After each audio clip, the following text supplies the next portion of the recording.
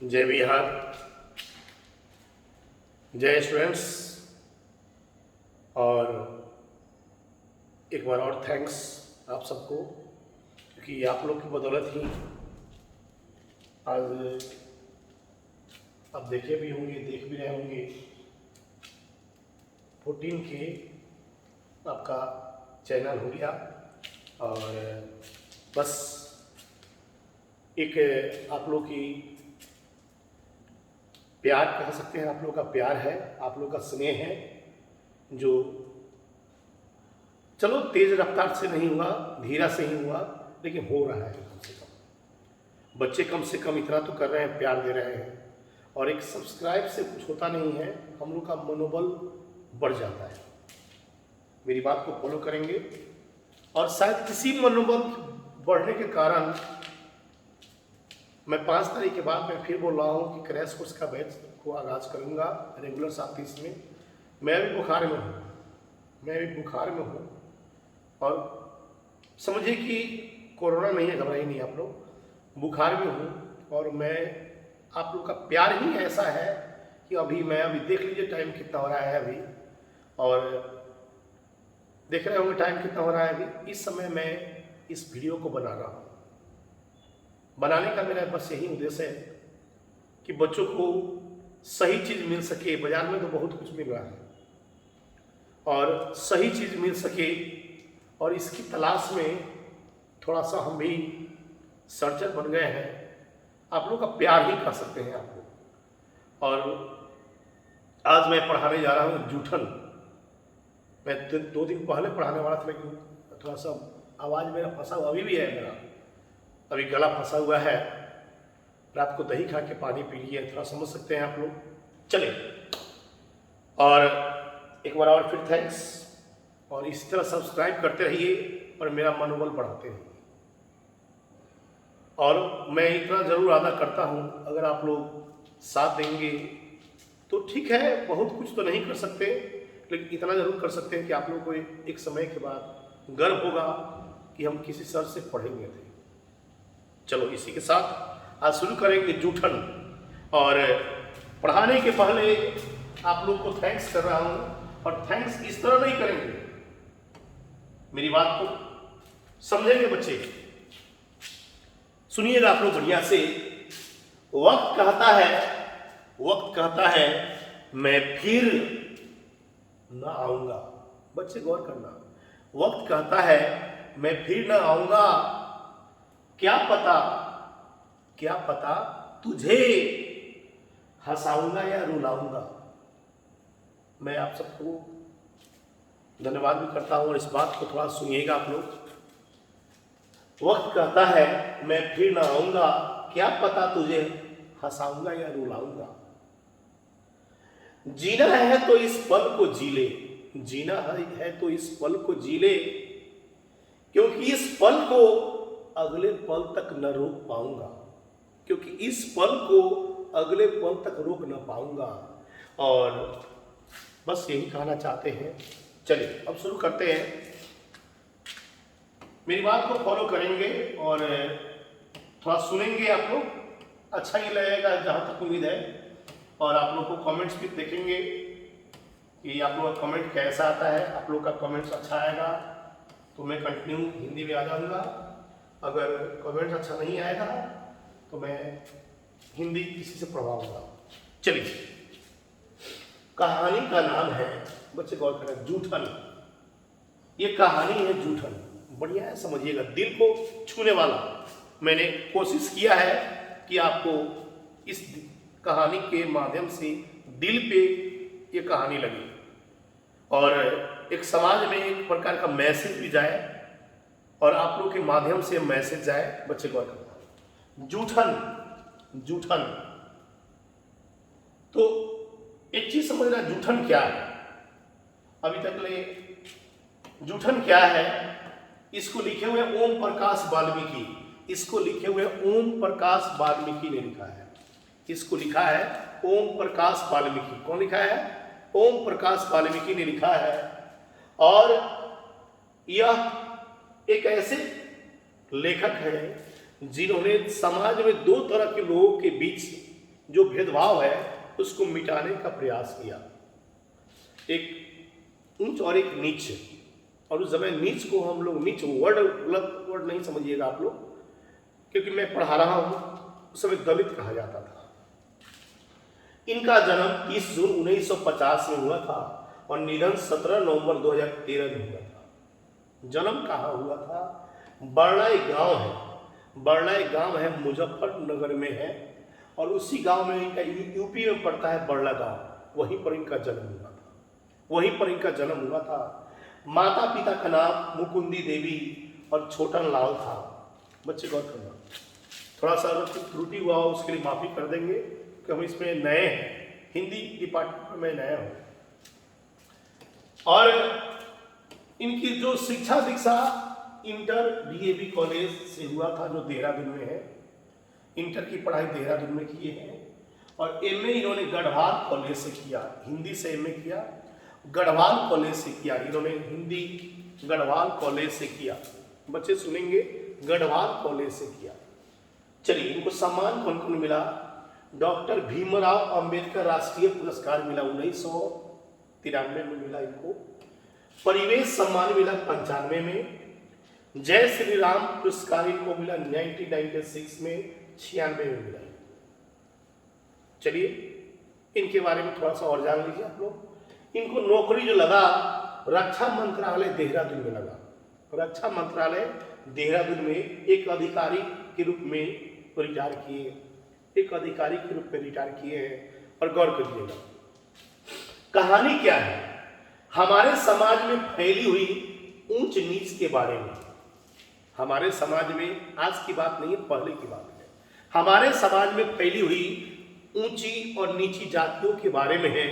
और उस समय कैसा माहौल था, हम इस कहानी के माध्यम से आपको समझिए, लाइव ही समझिए, इसको आप टेलीकास्ट कर रहे हैं। पहले के समय में दलितों को दबाया जाता था। कहानी सुनिएगा बढ़िया से। पहले के समय में दलितों को दबाया जाता था और उसको समाज में कोई भी स्थान नहीं दिया जाता था। एक प्रकार के समझिए गुलाम की तरह उनका जीवन था दलितों का, और समाज में उनका काम ही था मजदूरी करना। और जो अमीर लोग थे उनका शोषण करते थे। केवल उनका शोषण नहीं करते थे, उनके यहाँ तक कि बच्चे लोग भी थे, उनको भी शोषण करते थे, उनको भी बाल मजदूर के रूप में रखते थे अपने पास। और इसी प्रकार ये कहानी बना है जूठन, उनका उपन्यास भी है जूठन, ओम प्रकाश वाल्मीकि बाबू का और वाल्मीकि जी का, जो कहीं आप। और क्योंकि वे लोग महान आदमी हैं, बड़े आदमी लोग हैं वो लोग, तो मेरी बात को फॉलो करेंगे। जूठन क्या है? जूठा खाना जो हम लोग फेंक देते हैं उसको ही हम लोग जूठन कहते हैं। एक देखते होंगे यहाँ पर एक बच्ची उसी खाना को जो लोग फेंक देते हैं कूड़ा में, उसको खाना खा रही है। ऐसा समाज हमारा है आज भी। हम तो नहीं कह सकते बहुत ज़्यादा अब है, कम है, लेकिन है, कुछ परसेंट में आज भी है। चलिए, और पढ़ाने के पहले थोड़ा सुन लीजिएगा, गला मेरा थोड़ा सही नहीं है, लेकिन सुनिएगा, प्रयास कर रहे हैं। सड़क किनारे खड़े बच्चे को हाथ फैलाए देखा। सड़क किनारे खड़े बच्चे को हाथ फैलाए देखा। एहसास हुआ पैसों की क्या कीमत है। एहसास हुआ पैसों की क्या कीमत है। झुग्गी में बच्चों को खेलते देखा। झुग्गी समझते हैं ना, झुग्गी झोपड़ी होता है। झुग्गी में बच्चों को खेलते देखा। एहसास हुआ खुशियों की क्या कीमत है। जूते पॉलिश करते बच्चे के पास किताबों को देखा।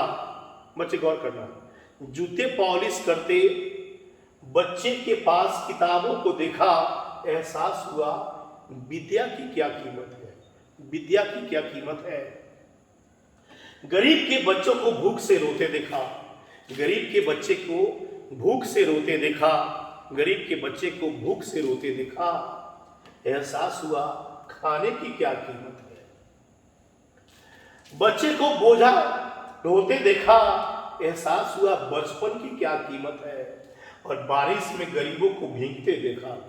बारिश में गरीब को भीगते देखा। एहसास हुआ एक घर की क्या कीमत है। मैं इसलिए इसको बताया कि घर की क्या कीमत है। उस जमाने में उन लोगों के पास घर नहीं था, फूस के घर में रहते थे या मिट्टी के घर को बना कर रहते थे, और रात जब पानी बरसता था टप टप पानी छूता था। वे लोग चटिया बिछाकर चटिया ओढ़कर सोते थे, रात भर जग कर जीवन को व्यतीत करते थे। ऐसा जीवन था उनका। और आप लोग शायद देखे नहीं होंगे, मैंने देखा है इस चीज को, और शायद गांव में देखे हैं हम लोग। चलिए, और इसको लिखने वाले हमारे कौन थे बच्चे? ओम प्रकाश वाल्मीकि जी थे। ओम प्रकाश वाल्मीकि दलित साहित्य के एक महत्वपूर्ण रचनाकार है। ओम प्रकाश वाल्मीकि जी दलित साहित्य के एक महत्वपूर्ण रचनाकार है। कहा हम बहुत धीमा पढ़ा रहे हैं, सुनिएगा आप लोग। कहानी में लेखक ने लोगों का ध्यान आकृष्ट किया है। अपनी संवेदना और मार्मिकता के कारण लेखक पर यह कहानी लोकप्रिय और प्रेरणादायक हो गया है। प्रेरणादायक हो गया। बच्चे गौर करेंगे इसको, इस कहानी को गौर करेंगे। देखिएगा, लेखक ने इस कहानी के माध्यम से समाज में फैली हुई कुरीतियों के बारे में बताया है कि कैसे पहले दलितों को शोषण किया जाता था, समाज में उसको कीड़े मकोड़ों की तरह बर्ताव किया जाता था। मैंने लिखा है, हिंदी मेरा अपना भाषा नहीं है, लेकिन प्रयास किए हिंदी लिखने का। अगर कुछ त्रुटि होगा तो प्लीज बताइएगा हमको, हम अगला किस्त में सुधार करेंगे इसको। चलिए, और कीड़े मकोड़ों की तरह को व्यवहार किया जाता था। देखिए, वही जूठ खाना को जो फेंक देते हैं लोग, उसको वे लोग खा रहे हैं, बड़े चाव से खा रहे हैं, पेट की आग बुझा रहे हैं। और ऐसा होता है गरीबी। बच्चे देखिए, बच्चा है, आप लोग देख रहे होंगे इसको।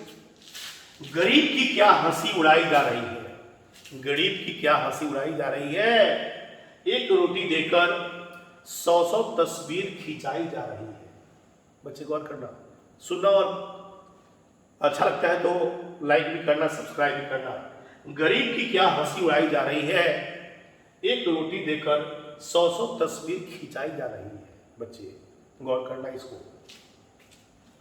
ओम प्रकाश वाल्मीकि का जन्म बताया था आपको 30 जून 1950 को मुजफ्फरनगर उत्तर प्रदेश के बारला गांव में अछूत वाल्मीकि परिवार में हुआ था। देखिएगा, हम एक लाइन बता रहे हैं, सुनिएगा आपको।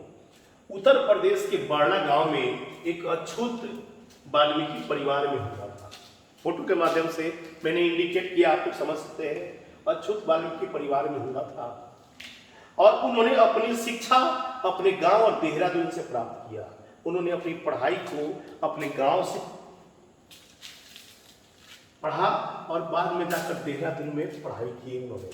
बच्चे गौर करना, उनका बचपन बहुत ही आर्थिक, सामाजिक और मानसिक कष्टों में बीता है। किसका? लेखक का जीवन जो है बचपन में आर्थिक, मानसिक और सामाजिक कष्टों में बीता है। मानसिक भी बीता है, सामाजिक भी बीता है, आर्थिक भी बीता है। कैसे? आप देख सकते हैं, ऐसे जीवन था उनका बचपन का। और थोड़ा सा जो जैसा कहानी है उस तरह कुछ बता रहे हैं, सुनिएगा। सिर्फ तू ही नहीं, तुझसे भी गरीब बैठे हैं। सिर्फ तू ही नहीं, तुझसे भी गरीब बैठे हैं, आंखों में 2 रोटी की उम्मीद लिए बैठे हैं। मेरी बात फॉलो करें। सिर्फ तू ही नहीं, तुझसे भी गरीब बैठे हैं, आंखों में 2 रोटी की उम्मीद लिए बैठे हैं। आंखों में 2 रोटी की उम्मीद लिए बैठे हैं। पीला बेजान उसका चेहरा, पीला बेजान उसका चेहरा, फटे ओठ झांक रहा होता है अक्सर अपने आशियाने से। झांक रहा होता है अपने आशियाने से। खाया होगा कभी उसने भरपेट किसी जमाने में। खाया होगा उसने कभी क्या चीज? किसी जमाने में, भरपेट किसी जमाने में। और यह कमेंट्स है, व्यंग है, उस जमाने के गरीब पर व्यंग है। और बच्चे आगे बढ़ते हैं। वाल्मीकि जी कुछ समय महाराष्ट्र में थे। सुनिएगा आपको, वाल्मीकि जी कुछ समय महाराष्ट्र में है, वहां वे दलित लेखकों के संपर्क में आ गए, दलित लेखक के संपर्क में आ गए। और उसके बाद क्या हुआ, उनके मार्गदर्शन और प्रेरणा से डॉक्टर भीमराव की रचनाओं को पढ़ा और मनन किया। वहां के लेखक के मार्गदर्शन में उन्होंने किसकी रचनाओं को पढ़ा, डॉक्टर भीमराव अंबेडकर, जो आप जानते होंगे हमारे संविधान के लिखने वाले जनक कह सकते हैं हम लोग थे। और यह डॉक्टर अंबेडकर क्या थे, थोड़ा सा हम डायलॉग के माध्यम से बता रहे हैं और सुनेंगे। बच्चे सुनिएगा आप लोग, गुलाम बनकर जियोगे, उनका मेन डायलॉग था, सुनिएगा। गुलाम बनकर जियोगे तो कुत्ता समझकर लात मारेगी ये दुनिया, गुलाम बनकर जियोगे तो कुत्ता समझकर लात मारेगी ये दुनिया। और बच्चे सुनिएगा, नवाब बनकर जियोगे, नवाब बनकर जियोगे, बच्चे गौर करेंगे, कुत्ता समझकर लात मारेगी दुनिया और नवाब बनकर जियोगे तो शेर समझकर सलाम ठोकेगी ये दुनिया। ध्यान देना आप लोग, ये डॉक्टर भीमराव अंबेडकर का कमेंट्स था। गुलाम बनकर जियोगे तो कुत्ता समझकर लात मारेगी ये दुनिया और नवाब बनकर जियोगे तो शेर समझकर सलाम ठोकेगी ये दुनिया। और एक चीज और थोड़ा सुनिएगा आप लोग, जुल्म के आगे दुश्मन भी झुक जाएगा, जुल्म के आगे दुश्मन भी झुक जाएगा, हौसला बुलंद रखोगे तो वक्त भी रुक जाएगा, हौसला बुलंद रखोगे तो वक्त भी रुक जाएगा। बाबा साहब कहते थे, अगर एकता से चलोगे ये इंसान ही क्या, ये इंसान ही क्या, आसमान भी झुक जाएगा, आसमान भी झुक जाएगा और आसमान भी झुक जाएगा। और बाबा साहब क्या थे, मैंने यह लिख दिया है, आप लोग देखिएगा। मिस्टर जॉन मुंथर ने अपनी पुस्तक इनसाइड एशिया में लिखा है, डॉक्टर भीमराव अंबेडकर का निजी पुस्तकालय व्यक्तिगत पुस्तकालयों में संसार में सबसे बड़ा था, उस जमाने में सबसे बड़ा था। लोग रहने के लिए मकान बनाते हैं, लेकिन डॉक्टर अंबेडकर ने पुस्तकों के लिए अपना राजागिरी बनवाया। 1938 में उनके पुस्तकालय में लगभग 8000 किताबें थी। यह संख्या बढ़ती ही गई और 1956 में बाबा साहब के परिनिर्वाण मतलब धरती को छोड़ के जाने के बाद उनके निजी संग्रह में 50,000 पुस्तकें थी। अंग्रेज इन्हें चलती फिरती यूनिवर्सिटी कहते थे और उन्होंने कहा, यदि 500 स्नातक एक तरफ रहकर भी डॉक्टर अंबेडकर से ज्ञान का मुकाबला करें, 500 बीए पास भी अगर डॉक्टर अंबेडकर से ज्ञान का मुकाबला करें तो अंबेडकर से जीत नहीं सकते। और शायद आप कह सकते हैं बाबा साहब आजीवन विद्यार्थी रहे, मरने के समय पढ़ते रहे। और आप समझ सकते हैं, ये मैंने नहीं लिखा, एक विदेशी यात्री ने बताया था, दार्शनिक ने बताया था। चलिए, अंत में वो देहरादून के ऑर्डिनेंस फैक्ट्री में एक अधिकारी के रूप में पद से सेवानिवृत्त हो गए। सुनते रहिएगा आप लोग। लेखक का पूरा परिवार गांव में मेहनत मजदूरी किया करता था। एक मिट्टी का एक छोटा सा घर था जिसमें मुश्किल से जीवन बिताते थे। हम एक एक चीज समझा रहे हैं, पार्ट बाई पार्ट तोड़ दिए कहानी को। यह लेखक का घर है और इसी में अपने परिवार के साथ रहा करते थे। देखिए कैसा घर है उस जमाने में। और उन घरों में जहां मिट्टी की घड़े रखते हैं, उन घरों में जहां मिट्टी की घड़े रखते हैं, कद में छोटे मगर लोग बड़े रखते हैं, कद में छोटे मगर लोग बड़े रखते हैं। चलिए आगे बढ़िए। काम क्या था, बस देखिए, उनके माँ बाप रहते थे, मेहनत मजदूरी करते थे और उनका काम क्या था, देखिएगा काम क्या था, बस 10-15 मवेशियों को, व्यंग में मैंने लिखा है, मैंने व्यंग में लिखा है, काम कुछ नहीं था, छोटा काम था, बस 10-15 मवेशियों को देखभाल करना और उनका गोबर उठाकर उनको उपला बनाना, घर के बाहर के सभी जगह को साफ करना। अब सोचिए, एक मवेशी कोई रखता है कितना मेहनत लगता है। 10-15 मवेशी को साफ करना, उपला बनाना, गोबर लगाना, पूरा दरवाजा को साफ करना, लिपना पोतना, और ऐसा पहले का लोग था। अब देखिए मैंने फोटो बना दिया, स्टेप बाय स्टेप देखिए। इतना काम करने के बाद उनको क्या मिलता था ये भी सुनिएगा तो। इसके बदले उनको 12-13 किलो अनाज और दोपहर में बची खुची रोटी या जूठा खाना भी डाल दिया जाता था। जो रात का बचता था उसको भी दे दिया जाता था। जूठन, देखिए ऐसा ही जूठन होता है, देखिए रोटी है और डाल दिया जाता था, देखिए जूठा खाना है। और उनके बच्चे उसको बहुत ही आशा भरा दृष्टि से देखा करते थे और शायद मेरी बात को फॉलो करेंगे। बच्चे क्या सोचते थे, माँ उनकी क्या सोचती थी, फेंक रहे जो तुम खाना क्योंकि आज रोटी थोड़ी सूखी है। फेंक रहे हो जो तुम खाना क्योंकि आज रोटी थोड़ी सूखी है। थोड़ी इज्जत से फेंकना साहब, थोड़ी इज्जत से फेंकना साहब। मेरी बेटी कल से भूखी है, मेरी बेटी कल से भूखी है। इस बात को दर्द है, इसमें एक लाइन में दर्द छुपा हुआ है और इस दर्द को आप फीलिंग कीजिए। पानी पिलाओ। और शायद हमने इसलिए इसको पीडीएफ बनाने का थोड़ा समय लिए क्योंकि हम इस कहानी को पूरा पढ़ते हैं और उसमें अंदर घुस जाते हैं और तब उस दर्द को निकाल के बाहर आते हैं जो आपको मिलता है। चलिए एक बार और समझ लीजिएगा। बच्ची को चेहरा देखिए, बच्चे का चेहरा देखिए, जूठा खाना की तरफ देखते हैं कि खाना वही मिल जाए उनको, मेरा पेट भर जाए। फेंक रहे हो जो तुम खाना क्योंकि आज रोटी थोड़ी सूखी है। थोड़ी इज्जत से फेंकना साहब, मेरी बेटी कल से भूखी है। ये कहानी थोड़ा बड़ा है, सुनिएगा, इत्मीनान से सुनिएगा। दिन रात मर खपकर भी इस मेहनत और पसीने की कीमत बस जूठन। दिन रात मर खप के इस पसीने की कीमत, मेहनत की कीमत क्या है? जूठा खाना है। लेकिन किसी को कोई शिकायत, कोई शर्मिंदगी और कोई पश्चाताप नहीं होता था। सोचते थे मेरी नियति है कि हमको गुलाम बन के रहना है। बस रोटी को नून और तेल में लिपटाकर पेट की आग बुझा लेते थे। शायद लेखक अगर होंगे या तो शायद इसको कभी देखेंगे तो उनको भी गर्व होगा किसी ने इस कहानी को ऐसे बनाया है।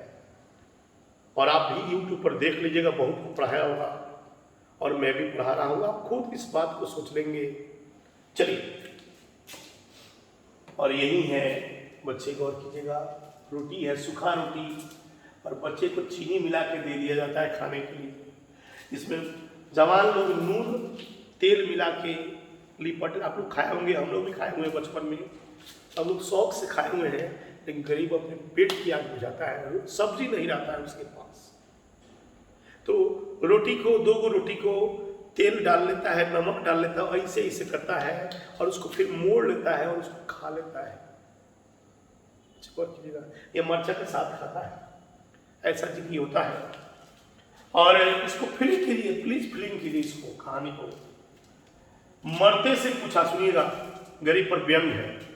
मरते से पूछा दुनिया, तो उसने बोली खोटी है, खोटी कह दिया। भूखे से पूछा इश्क, तो उसने रोटी कह दिया।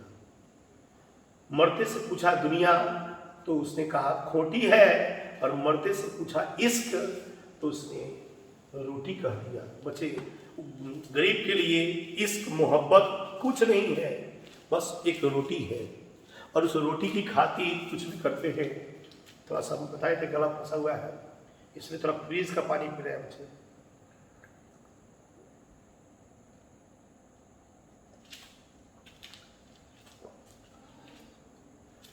एक दिन, सुनिए कहानी, इसलिए बताते हैं, मजा आएगा क्योंकि कहानी है मजेदार। एक दिन लेखक अपनी माँ के साथ, सुनना बढ़िया से कहानी को, समझना तो फिल्म देख रहे हो।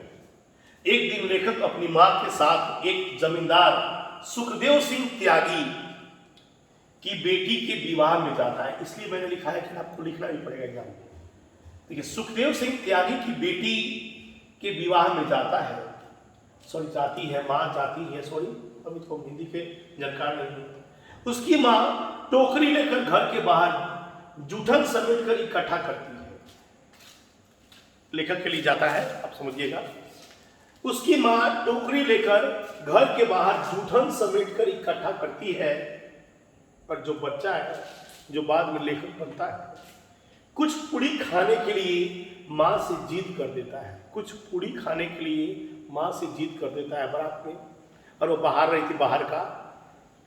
माँ अपने बच्चे के लिए सुखदेव सिंह के बाहर आने पर पत्थर पर 2-3 पूड़ी की मांग करती है। 2-3 पूड़ी की मांग करती है, दे दीजिए मेरा बेटा भूखा है। सुखदेव सिंह ने पूड़ी तो नहीं दिया, सुखदेव सिंह ने पूड़ी तो नहीं दिया, क्या दिया, लेकिन उसके बदले उस बच्चे के सामने उसकी मां को पेट भर गाली दिया। उसकी मां को उसके सामने पेट भर गाली दिया और बच्चे और मां को अपने आदमियों से धक्का मार बाहर निकलवा दिया। पूड़ी तो दिया नहीं, धक्का भी मार के बाहर निकाल दिया। बच्चे के सामने मां को बेइज्जत किया। मां चुपचाप अपने टोकरी लेकर अपने बच्चे के साथ चली जाती है। बच्चा रो रहा है, मां की आंखों में आंसू है और कुहक रही है। बच्चा कुहकता है, मां को दर्द है। शायद भाग्य विडंबना है कि मां को अपने कलेजे के टुकड़े के लिए अपमान का घूंट पीना पड़ा। शायद भाग्य का यह विडंबना है कि मां को अपने कलेजे के टुकड़े के लिए अपमान का घूंट पीना पड़ा और इस जहर के घूंट को जीना पड़ा। देखिए मां है, मां है। और ये बच्चा देखिए, देख रहे होंगे आप लोग, ये बच्चा उस रोटी के टुकड़े के लिए, उस पूड़ी के लिए रास्ता पर जिद करता जाता है। माँ उसके हाथ पकड़कर गोदी में लेकर घर जाती है। उनके बड़े लोग थे, बाबू साहब लोग थे, और बाबू साहब उस समय कोई गलत बात नहीं हुआ। बाबू साहब का मतलब जमींदार, जमींदार हर तरह के लोग थे, साहूकार भी लोग थे, हर तरह के लोगों ने शोषण किया है। किसी एक ने ठेका नहीं लिया था, बहुत लोग ने किया। जो भी पैसा वाला था उसने शोषण ही शोषण किया है। और शायद हम इस बात को इसलिए इतना फीलिंग कर रहे हैं कि हम लोग भी देखे हैं, परदादा को देखे हुए। हमारे भी परदादा थे, हाँ अच्छा नहीं करते थे, मैं फिर बोल रहा हूँ अच्छे नहीं करते थे, लेकिन हम लोग ने उस समय देखा है। हम लोग 3 बच्चे थे, हम लोग क्या जानते थे क्या होता है नहीं होता है। उस जमाने में बहुत लोग देखे होंगे, आप लोग भी सुने होंगे कि कोई बैठता था तो उस मट्टी को कटवा के हटवाया जाता था। कोई कुर्सी पर बैठ जाता था, उसको धोया जाता था। कोई किसी के थाली में कुछ खा नहीं सकता था, कोई किसी के थाली में चाय नहीं पी सकता था। लोग अपना चाय पीने के लिए कुछ लेके आते थे, उसमें दिया जाता था। इसे हम पूरा नेचुरल चीज बता रहे हैं बच्चे। और ये बच्चा रोता है, देखिए ये बच्चा रोते रोते सो जाता है। क्यों सोता है सुनिएगा आप लोग।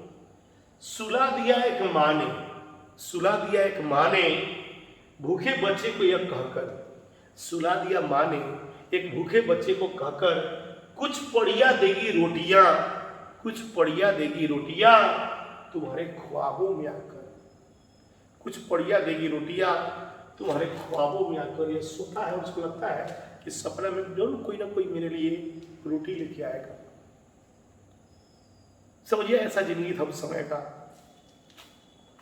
और अगर अच्छा लगता हो तो मेरे चैनल को सब्सक्राइब जरूर करें। और बस आगे बढ़ते हैं, और बढ़ने के पहले अमीरी और गरीबी में क्या अंतर था, हमने व्यंग में इसको बनाया है, क्योंकि कहानी भी व्यंग की तरह है। सुनिएगा आप लोग, बढ़िया है सुनिएगा। अमीर के घर बैठा कौआ भी मोड़ लगता है, अमीर के घर बैठा कौआ भी मोड़ लगता है, गरीब का भूखा बच्चा भी चोर लगता है, गरीब का भूखा बच्चा भी चोर लगता है। चारों तरफ खामोशी छाई हुई है आजकल, चारों तरफ खामोशी छाई हुई है आजकल। खुद के भीतर एक अलग शोर लगता है, खुद के भीतर एक अलग शोर लगता है। तकलीफ ने दस्तक दी जब जिंदगी में, तकलीफ ने दस्तक दी जब जिंदगी में तो अपना हम सफर भी कोई और लगता है। पुराने मकानों को कोई पूछता नहीं, पुराने मकानों को अब कोई पूछता नहीं। अब दुनिया में आया एक नया दौर लगता है, दुनिया में आया एक नया दौर लगता है। हवा के झोंके से बुझ जाएगा, हवा के झोंके से बुझ जाएगा दीप। तो सिर्फ बाहर से कठोर लगता है, तो सिर्फ बाहर से कठोर लगता है और अंदर से क्या हो सबको जानता है। मैं इसलिए बताया हूं, ऊर्जा वाली की बात है। बचपन से ही लेखक को पढ़ने का बहुत शौक था। एक तो समझ गए माँ को बेइज्जत होना पड़ा था। बचपन में से ही लेखक को पढ़ने का बहुत शौक था, लेकिन वहां भी ऊंच नीच की बातें आ गई और बहुत ही अपमान सहना पड़ा था पढ़ाई में भी बच्चे को। हेडमास्टर का नाम कलीराम था। बच्चे सुनिएगा, जब पहली बार बच्चे सुनिएगा, थोड़ा सा लाइट डिस्कनेक्ट हुआ है और एक सेकेंड रुक जाएगा आप लोग, एक सेकेंड रुकिएगा आप लोग। लाइट डिस्कनेक्ट हुआ है। हाँ रानी तो चल रहा है, टूट गया तो क्या करें। चलिए, जब पहली बार जब वो स्कूल गया, तब कलीराम ने उसका नाम पूछा और उसके बाद उसके पूरे क्लास और बरामदे को चमकाने को बोला। देखिए, गया था पढ़ने और बोला, झाड़ू दे दिया और बोला कि इसको तुम क्या पढ़ने लिखने में तुम क्या हो, जाओ इसको पूरा साफ करो। अब देखिए क्या हो, साफ करने के लिए, चमकाने के लिए बोला। देखिए यही है हेडमास्टर साहब, यही हेडमास्टर साहब है। ये बेचारा गया था पढ़ने के लिए और उसको झाड़ू दे दिया और बोला, नहीं तुम नहीं पढ़ो, तुम झाड़ू से साफ करो। देखिए बच्चा गिड़गिड़ा गया, रोता है और फिर बेचारा हुआ बच्चा चुपचाप पूरे क्लास और बरामदा को चमचावा देता है। बेचारा हुआ बच्चा चुपचाप पूरे क्लास को और बरामदा को चमका देता है, इस उम्मीद में कि शायद क्लास में बैठने का मौका मिल जाए। लेकिन एक दिन क्लास में बैठने के कारण सर ने जिसमें रस नहीं था, सर को उल्टा कीजिएगा तो रस होता है, उसमें रस ही नहीं था, रस सूख गया था। सर ने जिसमें रस नहीं था ने उसको बिना मोबिल के कचूमर निकाल दिया। बिना मोबिल के कचूमर निकालने का प्रयास किया और निकाला भी। हेडमास्टर ने बच्चे की गर्दन को जोर से दबोचकर, ऐसे जोर से दबोचकर क्लास के बाहर लाकर बरामदे में जोर से पटक दिया। उसको ऐसे पकड़ के ऐसे उठाकर क्लास में पटक दिया, बरामदे पर जाकर उसको पटक दिया। गुनाह क्या था? वो पढ़ना चाहता था। गुनाह क्या था उसका? वो पढ़ना चाहता था। बच्चा थर थर कांपने लगा और जोर जोर से रोने लगा। बच्चा थर थर कांपने लगा और जोर जोर से रोने लगा। शायद उसको लग गया था कि उसने महापाप किया है, उसने महापाप किया है। उस छोटे से बच्चे के दिल और दिमाग में यह बात आ गई थी, उस छोटे से बच्चे के दिल और दिमाग में यह बात आ गई थी। वो एक अछूत है।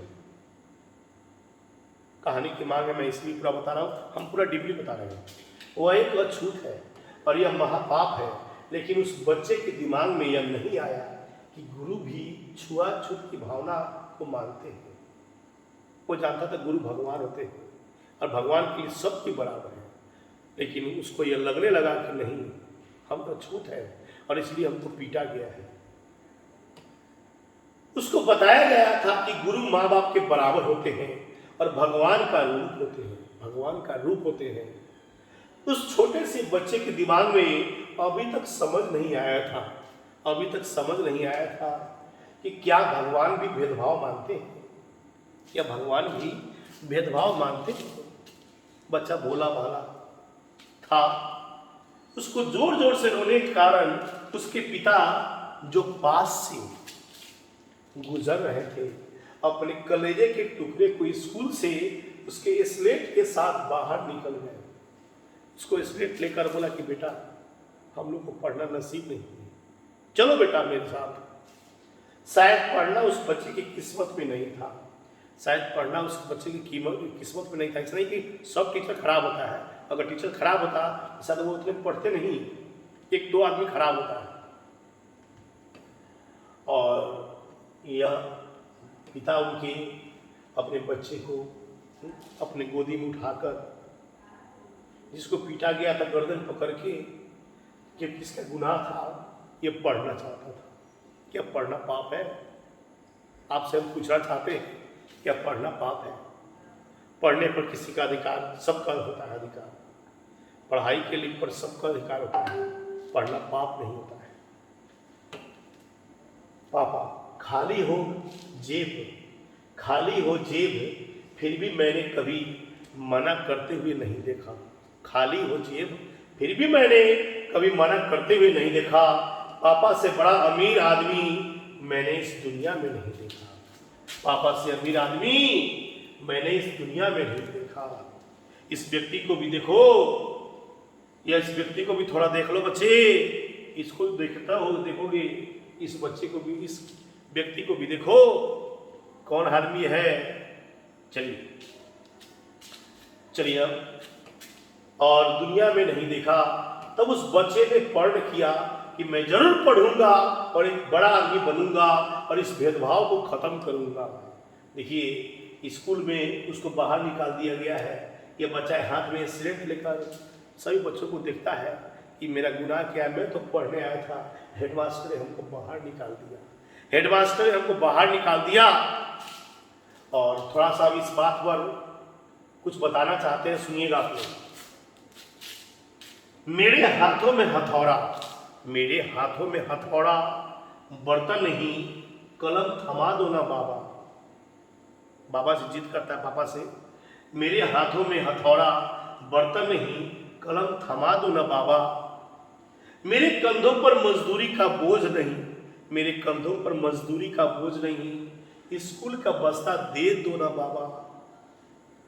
मैं उड़ना चाहता हूं, मैं भागना चाहता हूं, मैं उड़ना चाहता हूं, मैं भागना चाहता हूं। सफलता की दौड़ में मेरा स्कूल में दाखिला दिलवा दो ना बाबा।